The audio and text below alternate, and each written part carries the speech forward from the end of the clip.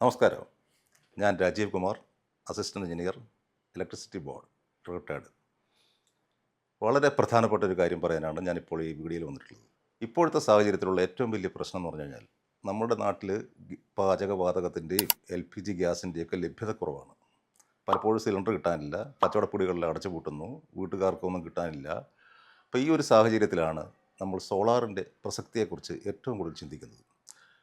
നമ്മൾ നമ്മുടെ വീട്ടിൽ സോളാർ സ്ഥാപിച്ചിട്ടുണ്ടെങ്കിൽ നമുക്ക് തീർച്ചയായിട്ടും ഇൻഡക്ഷൻ കുക്കറോ അല്ലെങ്കിൽ മൈക്രോവേവോ അല്ലെങ്കിൽ മറ്റേതെങ്കിലും ഇലക്ട്രിക് ഉപകരണങ്ങൾ ഉപയോഗിച്ചുകൊണ്ട് നമുക്ക് പാചകം ചെയ്യാൻ കഴിയും. ഈ സാഹചര്യം പരമാവധി മുതലെടുക്കാൻ പറ്റുന്നൊരു സമയമാണിത്. എന്തുകൊണ്ടെന്നാൽ 78,000 രൂപ സബ്സിഡി തന്നുകൊണ്ട് നമ്മുടെ സർക്കാർ, ഗവൺമെൻറ്റുകൾ നമുക്കതിനെ സഹായിക്കുന്നുണ്ട്. അപ്പോൾ നമ്മളെന്തിന് പാചകവാതക സിലിണ്ടറിനും ഗ്യാസ് വരുന്ന വണ്ടിക്കാരനെയും നോക്കി നിൽക്കണം? നമുക്കൊരു പരിധി വരെയെങ്കിലും നമുക്ക് സോളാർ സ്ഥാപിച്ചു കഴിഞ്ഞാൽ ഈ ഒരു പ്രശ്നത്തിൽ നിന്ന് നമുക്ക് രക്ഷപ്പെടാൻ കഴിയും.